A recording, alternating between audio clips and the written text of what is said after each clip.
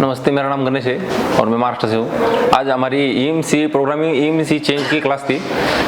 उस क्लास के बारे में आपको मैं थोड़ी जानकारी देना चाहता हूँ। तो जो क्वालिकॉम का सीपीयू रहता है तो उसकी ईएमसी चेंज प्रोसेस कैसी होती है। आपको कंफर्टेबल आईसी लेना है। एक कंफर्टेबल आईसी लेने के बाद में आपको उसका हेल्थ चेक करना है। हेल्थ चेक करने के बाद में आरपीएम भी फाइल जो होती है वो सैमसंग में आती है, उसको आपको क्लीन करना है। आरपीएम भी फाइल क्लीन करने के बाद में उसको आपको फॉर्मेट करना है।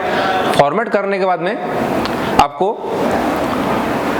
उस पर एक फाइल आती है और फाइल आपको EST CDS राइट करना है। CDS राइट करने के बाद में आप उसको आपको बोर्ड में फिक्स करना है। बोर्ड में फिक्स करना है तो इसके लिए आपको हैंड स्किल जरूरी है, और वो हैंड स्किल अगर आपके पास नहीं होगा तो आप उसको बराबर फिक्स नहीं करने पाएंगे। तो उसके बाद में आपको ENG फाइल का रीड करना है। उसमें ENG फाइल रीड करने के बाद में आपको सिक्योरिटी फाइल आता है। वो सिक्योरिटी फाइल तो उसमें IMEI बेसबैंड की जो फाइल होती है वो फाइल डालना होती है। वो फाइल डालने के बाद में आपको आरपीएम भी की वापस से जनरेट करना होती है। अगर सपोज आपने वो की जनरेट नहीं की और कस्टमर को ऐसा ही मोबाइल दिया तो कुछ दिन से वो कस्टमर को अपडेट आने के बाद में वो मोबाइल हैंग ऑन लोग हो जाएगा या रिस्टार्ट करेगा। वो आरपीएम भी की जनरेट करने के बाद में आपको नॉर्मल जो फ्लैशिंग टूल है उससे नॉर्मल फाइल फ्लैश करनी है। अगर ये सब प्रोसेस हमको आज ईएमसी प्रोग्रामिंग क्लास में सर ने सिखाई। अगर मेरे से कुछ गलती हो गई तो ठीक है, कोई दिक्कत नहीं, मैं तो उसको सुधार लूंगा। अगर आपको हैंड स्किल अच्छा है और आपको थियरी नॉलेज चाहिए या सॉफ्टवेयर का नॉलेज अगर चाहिए तो आपके सर के जो है एशिया टेलीकॉम से एक ऐप है प्ले स्टोर में, आप वो प्ले स्टोर पे जाइए और आप वो जो कोर्स है वो कोर्स परचेस करके नॉलेज पूरा ले सकते हैं। उसमें सॉफ्टवेयर से रिलेटेड UEFI EasyJetAC है, सारे टूल की बारीक सी जानकारी दी है। और मेरे पास तो ऑनलाइन कोर्स है। अब मैं तो घर पे जाके तो वापस को रिपीट करके वो सब मेरी जो ये वो सब क्लियर कर लूँगा। Thank you Asia telecom, thank you sir. Hello दोस्तों, मेरा नाम रणबीर सिंह राठौर है। आज हमारी क्लास EMC की हुई थी, जो कि क्वालिकॉम और MTK में EMC अपन चेंज करती हैं।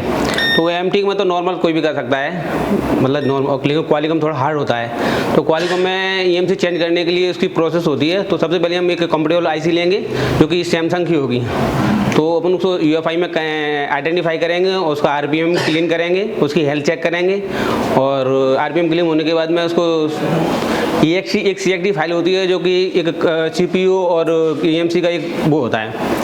और उसके बाद फिर अपन आईसी को बोर्ड में फिक्स करेंगे, जिससे अपन अदर टूल में लगा के उसका जो ऑटो कंपोर्ट बन जाएगा, क्योंकि उसमें OS नहीं होता है, जिसमें कोई भी डाटा नहीं होता। तो उसके लिए फिर अपन जैसे अपने पास अगर ये सिक्योरिटी डाटा है तो अपन नॉर्मल फाइल से फ्लैश कर देंगे। अगर सिक्योरिटी डाटा नहीं है तो उसके लिए अपन ENG फाइल डाउनलोड करना पड़ेगा, जिससे कि अपन IMEI उसको राइट कर सकें।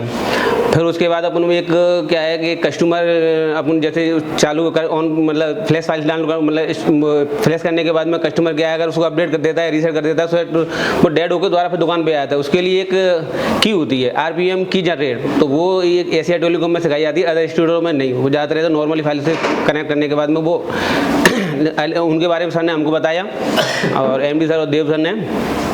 उसके बाद की करने के बाद में अपन उसको नॉर्मल फ्लैश फाइल से फ्लैश कर देंगे। कोई भी टूल्स हो, MT को अनलॉक टूल हो या SP टूल हो, से फ्लैश करने के बाद सेट ऑन हो जाएगा, जैसे आप कस्टमर अपडेट कर देगा, लेकिन उसे डेड नहीं होगा।